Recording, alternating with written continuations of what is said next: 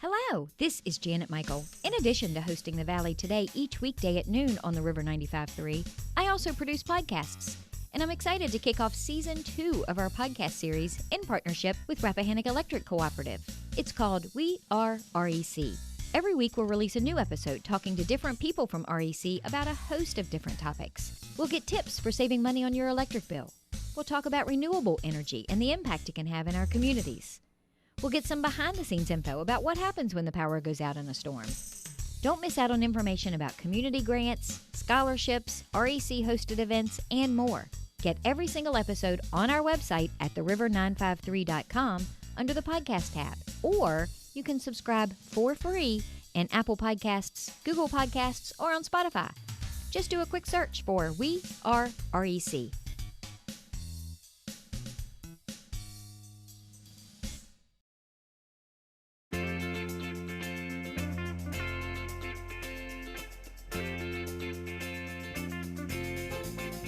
Hello and welcome to The Valley Today. I am your host, Janet Michael.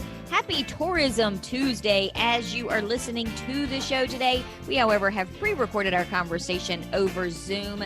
Justin Kearns is on the Zoom screen with me today along with Dawn Devine from the Discovery Museum, and we've had quite a conversation before, Justin, we even started recording for the radio show. Into getting started. We've got a whole show behind us already. We've got 22 minutes already in the can that's never going to make it on the air. Right. Well, you never know because, you know, if people come through when we give them our little teaser later, I may be able to release it after the fact. Okay.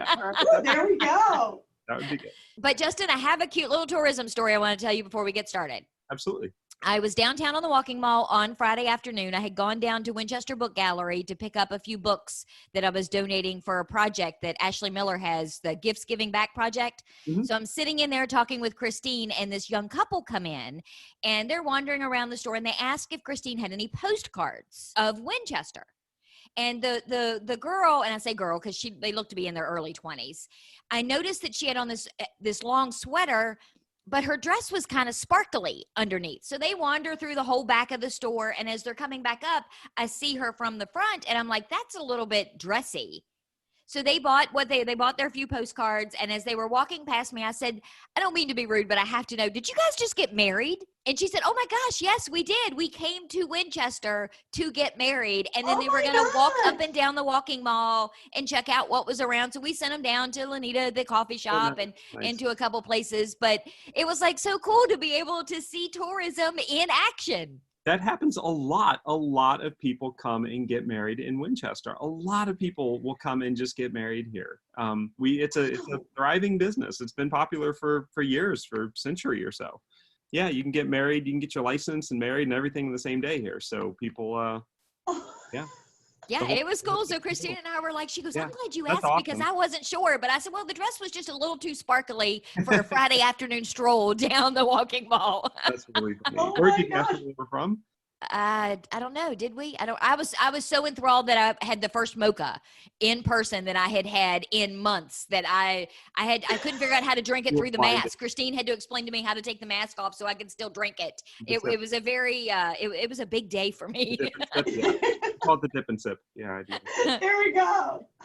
So what are we talking about today, Justin? What do you have on the agenda for our conversation? Well, I thought this was kind of last minute, but I ended up at a little kind of gathering at the Discovery Museum last week, and there were a couple cool things. And there's a little teaser project that they're working on that we can talk about in a minute. But I had a good conversation with a couple folks there, and they really wanted to kind of have some help to get the word out that they are reopened again. And that a lot of people don't know that they have reopened. So we're trying to kind of get that word out that this is a great, especially right now, people are homeschooling, you know, there are some educational opportunities for you to go and be able to dip in and get out of your house. If you are homeschooling, it's getting about that time right now where you're like, we need to get out of the house. And here's an opportunity for you. And so I thought it'd be great to bring Dawn back on the show. We had her right when she first started. She'd been on the job for like a week. She's like, where are we? Winchester? Yeah. Exactly. That was the last time. It's been a little while. But I figured it'd be a good opportunity to bring her on, kind of talk about what the opportunities there are there, like what they're doing to stay safe and clean. And there's a lot of work, a lot of effort they're making to make sure that everything is safe for the kids there. And so I figured it'd be a great opportunity. And then we can tease this cool project that I'm so excited about and we can't really talk about, but we can kind of talk about a little bit. All right, we're going to save that to the end. We're going to save that for the second segment. So we'll talk about that at the end. Keep control a little bit. So, and I'm excited that you brought Dawn because she came and did the show shortly after the shutdown. And, you know, Dawn, I got to say, solid props, because when we had that conversation several months ago, y'all had to completely pivot and figure out, what are we going to do now that we can't use this building? And you did it. I mean, you came up with these cool little kids packs that parents could pick up and take home. You did stuff online. I bet you were still, though, more than excited to actually be open and be able to welcome people back into the building. We are thrilled. And truly, I have to totally hats off to the staff. In my mind, I came from a children's museum.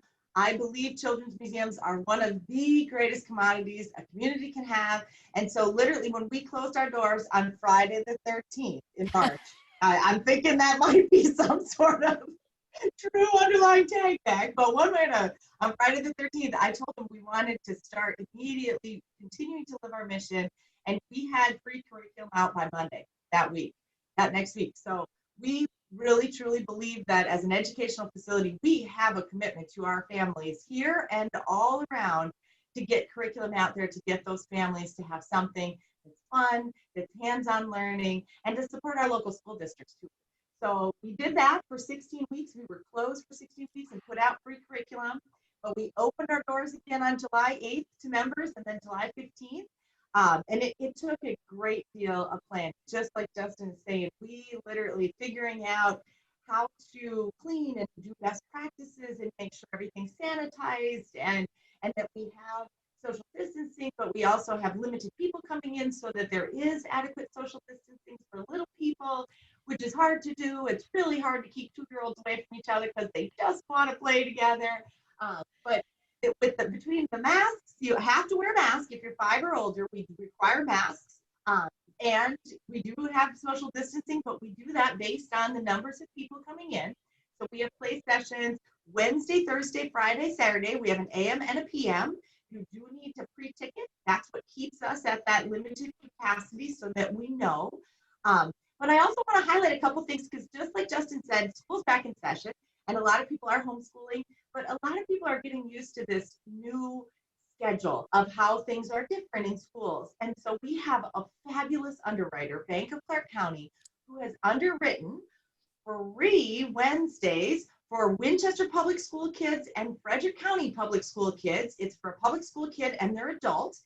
And if you should have gotten a code from your school district for Clark County and Loudoun County. They get in free on Fridays through the month of September only.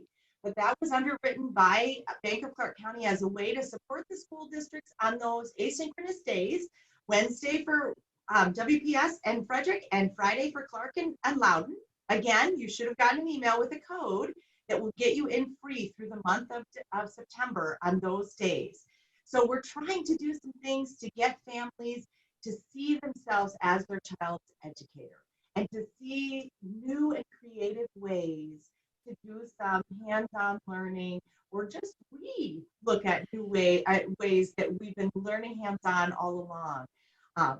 We're looking at partnering with the school districts on some fun field trips, Zoom and virtual field trips, which I'm actually recording as we speak here. That's one of the things we're in today doing with our great educators.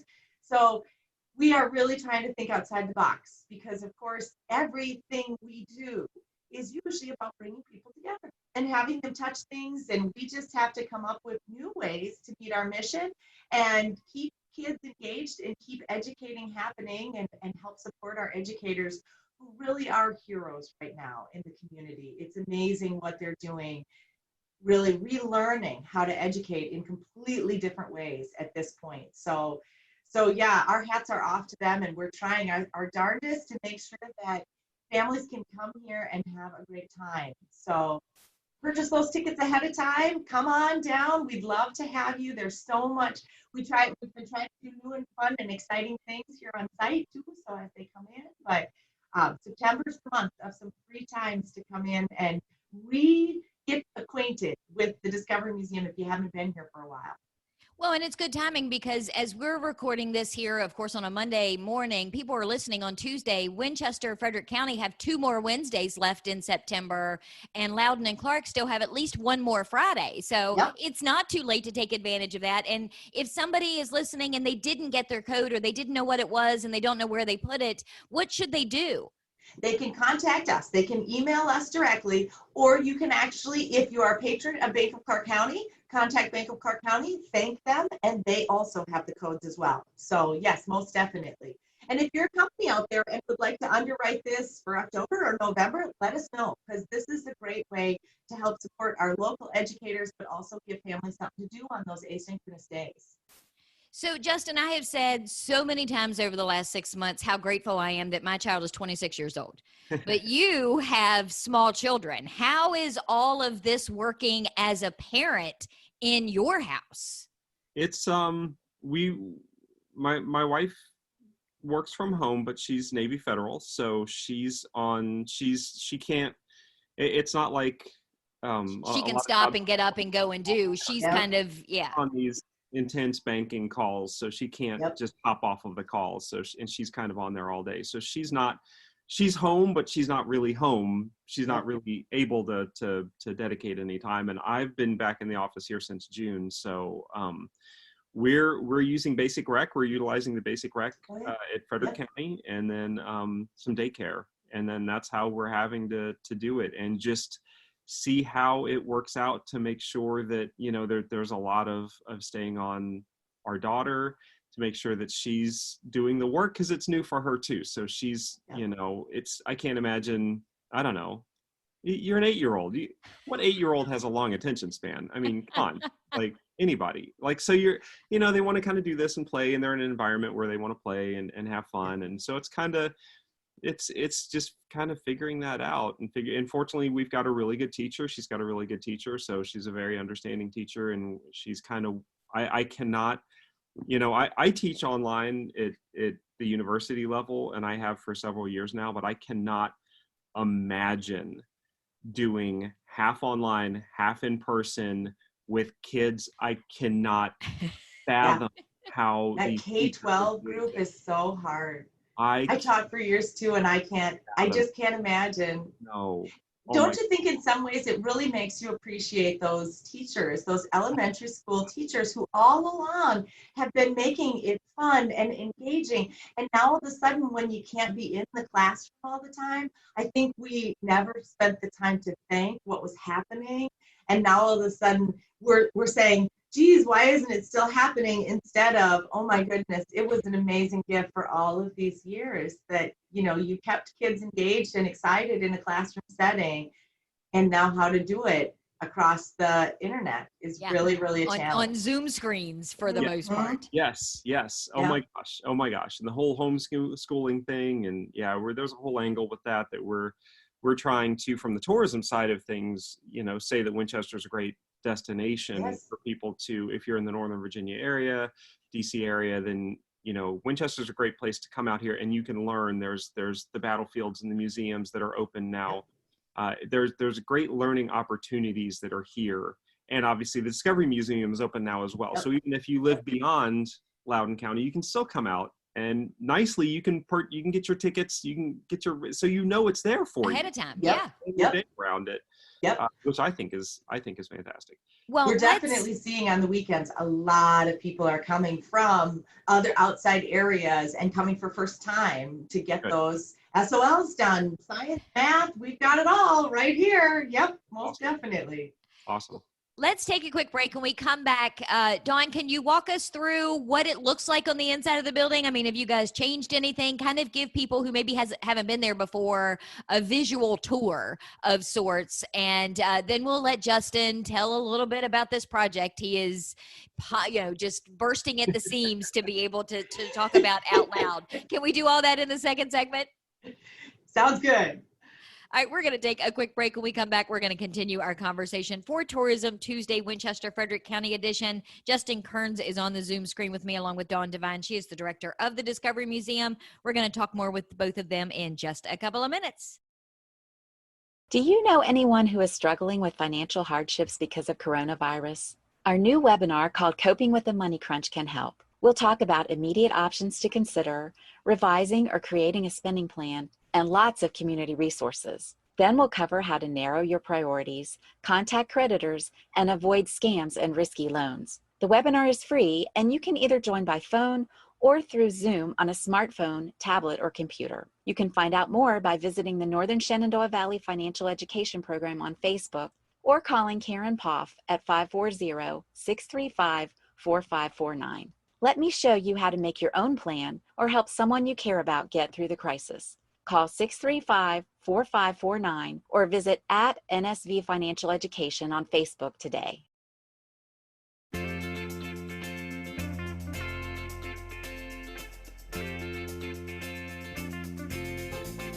Welcome back to the Valley today. I am your host, Janet Michael. It is Tourism Tuesday. As you are listening to the show today, we of course have pre-recorded over a Zoom screen. Justin Kearns is on the computer with me today, along with Dawn Devine. She is the director of the Discovery Museum.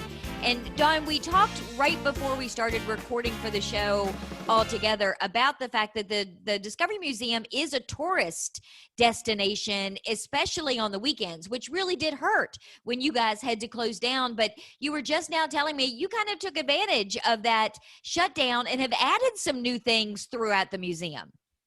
We did. Obviously, our main goal is to make things engaging, to spark some learning. But so we added some fun things that are hands-on, but are okay hands-on in COVID. So our big thing, which was actually crowdfunded from people here that came to the Discovery Museum. We have a climber on the first floor, which is a favorite for many kids.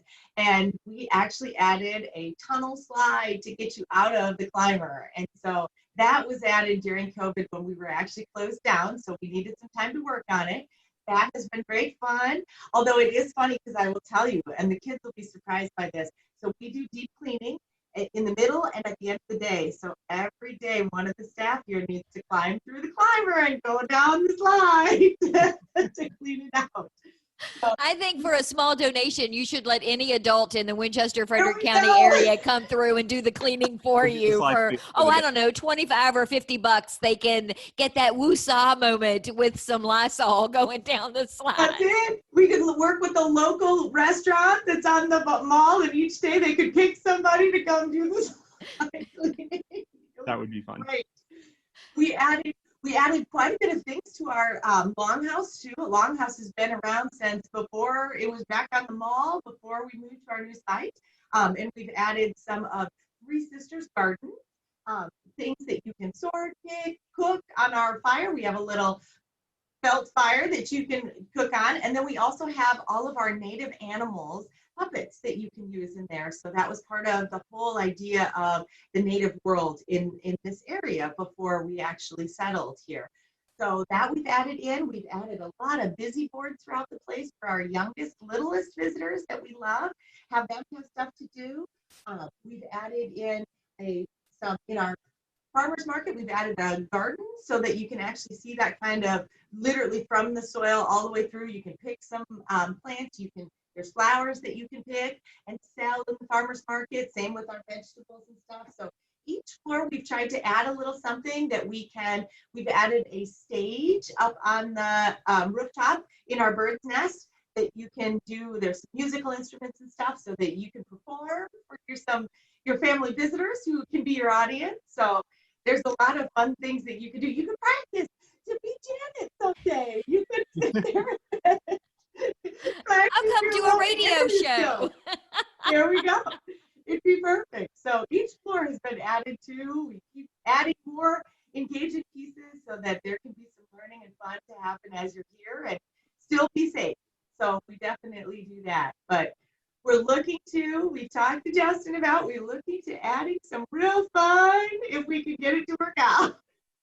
You are really trying to take advantage of every square foot of that entire building. And that includes the roof, which is what Justin is so excited that he hopes that you guys can pull off. I'm not the only one excited about it. There are a number of people. He's the only one on the Zoom screen with us today that is more anyway, than excited. I get to talk about it, but I don't really get to talk about it because I don't get to talk about it yet, because it's still a surprise. It's a teaser. You guys are still working on kind of putting some final pieces in there, and I know some fundraising as well. So without saying what it is a really cool, it's an outdoor project. It would be something that would really utilize the rooftop during the winter months, during the cold winter months, when normally it does not, people just stop going up there during the cold winter months. So this would allow kind of use of the rooftop space up there. And I think it would be really, with two little kids, I think it would be hilariously fun. And something. Well, and I can tell you, I come from Minnesota, and some of that is a hint of what could potentially be coming.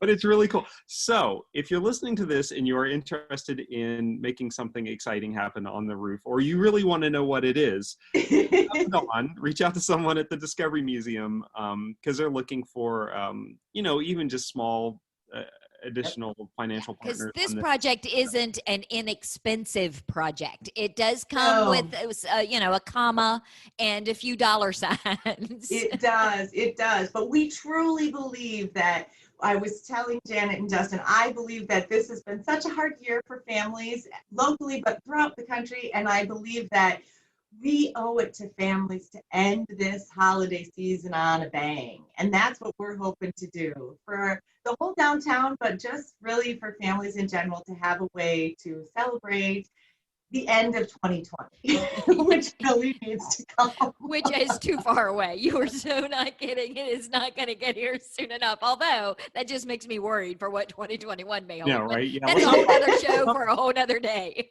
Let's get all the bad stuff out right now. But I love the fact that you're taking advantage of outdoor stuff. Yeah. We were talking, Justin, before we got started about the concern from a tourism perspective of what's going to happen when it gets to be 20 and 30 degrees and these restaurants really don't have their outdoor seating anymore. Yep. Everybody's got to try and now pivot one more time.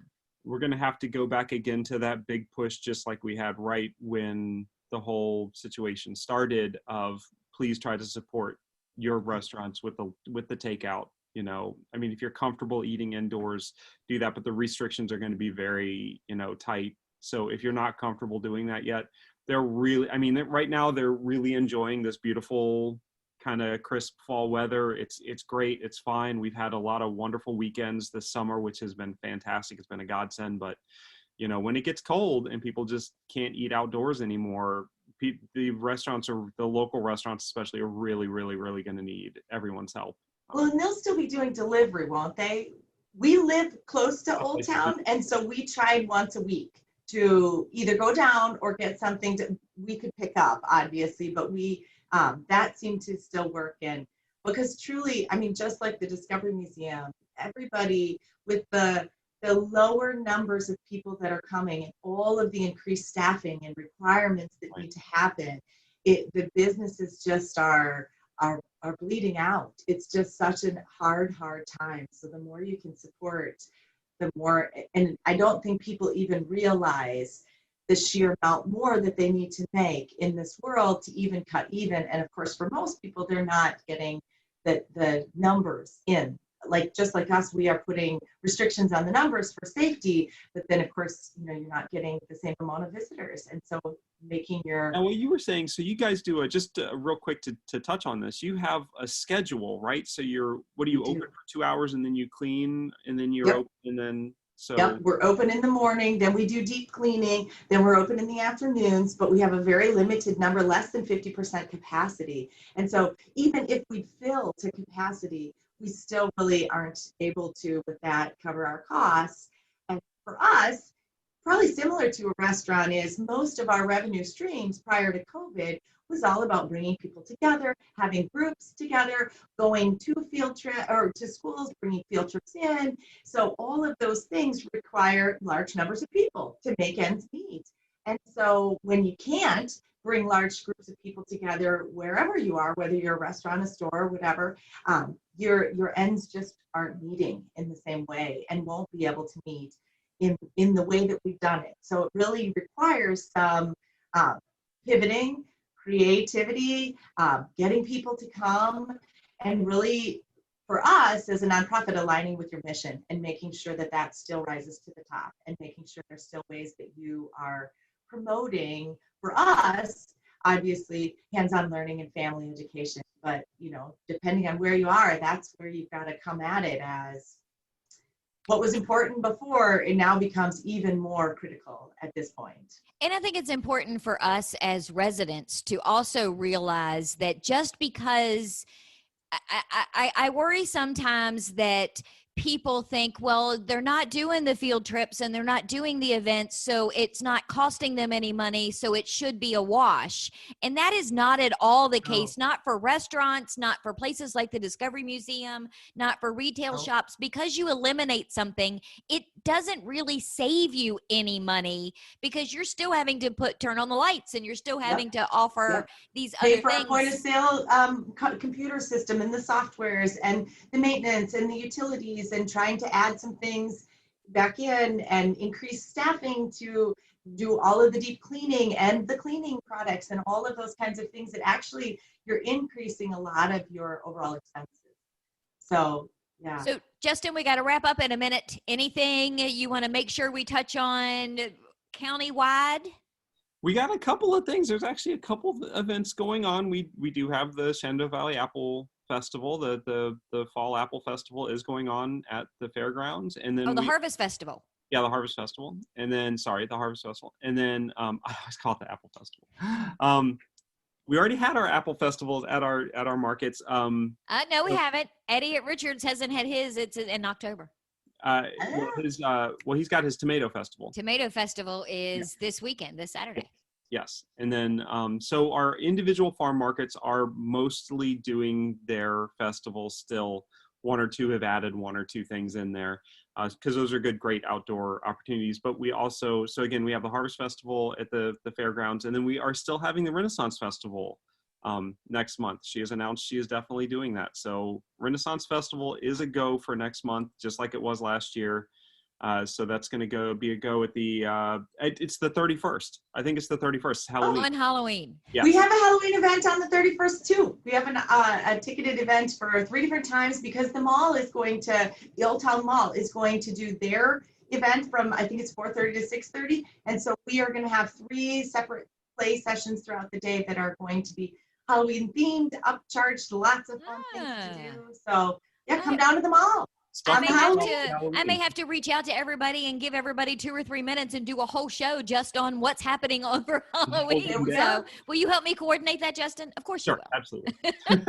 No, not at all. Yeah. Well, we are out of time for today and have to wrap up our conversation for Tourism Tuesday. We have been chatting with Justin Kearns from the Winchester Frederick County Convention and Visitors Bureau. Along with us on the Zoom screen has been Dawn Devine. She is the director of the Discovery Museum. And again, if you want to know what this big, cool project is that is potentially happening on the roof of that building, reach out to Dawn, preferably with a credit card or a check that has a comma in it, so that we can make that happen. And it will we could probably get Justin to cry on the air. If we could actually make this come to fruition, we might be able to get Justin to cry on the air. I will be at the ribbon cutting absolutely for it. Perfect. There we go. That is awesome. I will be back tomorrow. The Valley Business Today with the Tupper Virginia Regional Chamber. We are going to be talking about their Valor Awards, which, of course, in the age of COVID are probably more important than they've ever been as well. So meet me back here tomorrow, just a few minutes after noon.